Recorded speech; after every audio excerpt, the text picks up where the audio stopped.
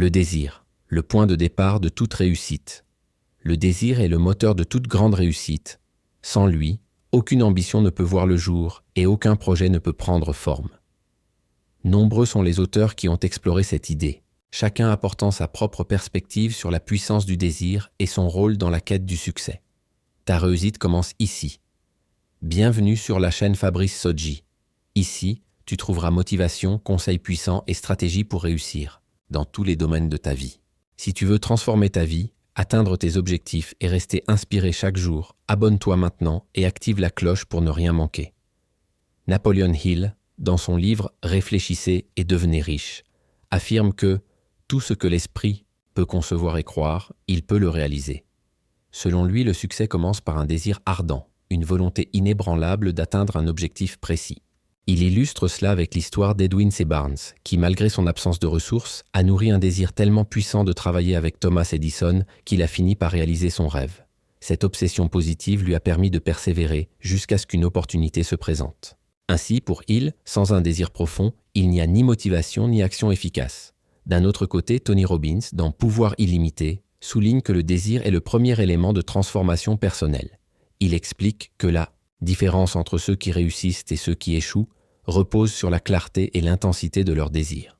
Pour illustrer cela, il prend l'exemple de personnes qui, face à un objectif, l'envisagent comme une possibilité plutôt que comme une obligation. Ceux qui voient leur but comme une nécessité absolue trouvent des solutions alors que les autres trouvent des excuses. James Allen, dans Comme un homme pense, renforce cette idée en affirmant que nous devenons ce que nous pensons. Il met en avant l'idée que le désir nourrit la pensée, qui elle-même façonne nos actions et nos résultats.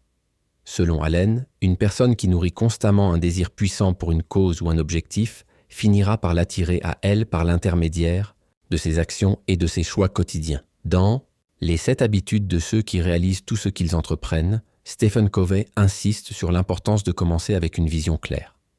Pour lui, tout est créé 2 fois, d'abord dans l'esprit, puis dans la réalité. Ce principe est directement lié à l'intensité du désir. Lorsqu'une personne définit précisément ce qu'elle veut, elle commence à agir de manière alignée avec cette vision, ce qui la rapproche inévitablement de son but. Brian Tracy, dans Le pouvoir de la discipline, met en avant que le désir sans l'action n'est qu'une illusion. Il explique que le désir intense doit s'accompagner d'une discipline rigoureuse pour aboutir à des résultats concrets. Selon lui, les personnes qui réussissent le mieux sont celles qui transforment leur passion en habitude quotidienne. L'auteur, Wallace D. Wattles, dans La science de l'enrichissement, affirme que tout succès commence par un désir profond et une foi inébranlable en sa réalisation. Il insiste sur l'importance de visualiser son objectif et de ressentir son accomplissement, comme s'il était déjà atteint. Cette technique, connue sous le nom de visualisation créatrice, est un moyen puissant d'intensifier le désir et de motiver l'action.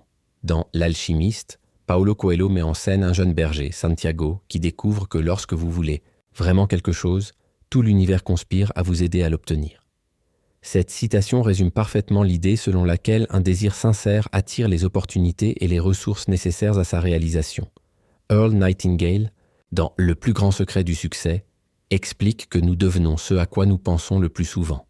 Cette idée rejoint celle de James Allen et de Napoleon Hill. Un désir profond occupe nos pensées, influençant ainsi nos actions et nos décisions au quotidien.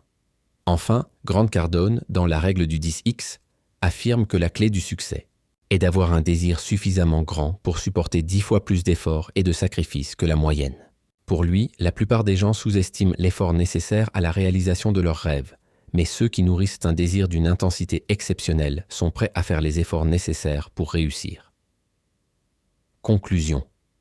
L'enseignement que l'on tire de ces auteurs est clair. Le désir intense est le catalyseur du succès. Qu'il s'agisse de Napoleon Hill, Tony Robbins, James Allen, Brian Tracy ou encore Paulo Coelho, tous s'accordent à dire que le point de départ de toute réussite est un désir ardent, nourri par une foi inébranlable et soutenu par des actions cohérentes. Si une personne développe un désir puissant pour un objectif précis et l'alimente avec persistance, alors elle se met sur la voie irréversible du succès.